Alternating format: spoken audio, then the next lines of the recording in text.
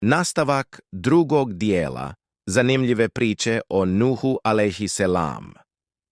Nuh alejhiselam je otišao na najveću planinu da gradi arku. Ljudi su mu se smijali, ponižavali ga govoreći mu da je lud i da se brod ne gradi na planini usred pustinje. Zar ti nisi bio poslanik, a sada gradiš brodove? Ali Nuh, ne obazirući se na njihova ismijavanja, ostao je 100 godina gradeći arku. Arka je bila ogromna, kažu preko 70 metara duga i oko 30 metara visoka. Imala je 3 sprata. Allah dželešanuhu kaže: i zaista smo je mi ostavili, tu lađu kao znak. Pa ima li ko da se pouči? I zaista, arka postoji do danas. Njene ostatke su našli na planini u Turskoj. I tada mu je Allah rekao: od svake životinje uzmi par mužjaka i ženku i uvedi ih u arku. Ovo se također nalazi u Kur'anu.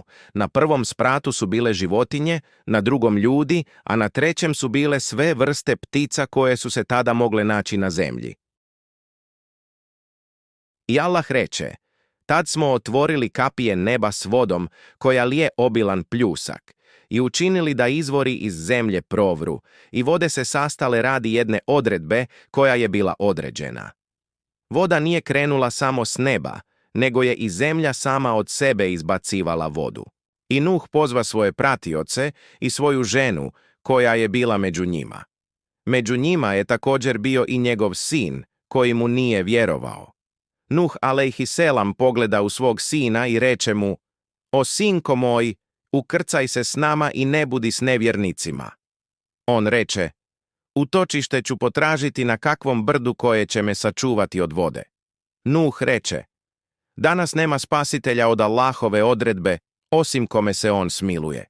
I val ih razdvoji, pa je on bio među potopljenima. Nuh alejhiselam i njegovi pratioci koji su mu vjerovali su plovili 6 mjeseci.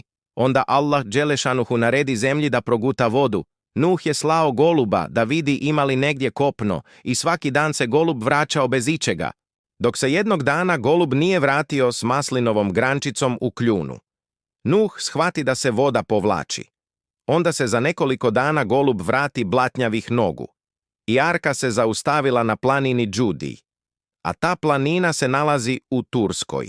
Nakon potopa Nuh je živio još 350 godina i bio je pravedni Allahov sluga. Većina islamskih učenjaka kaže da je nakon što je preselio sahranjen u Mekki.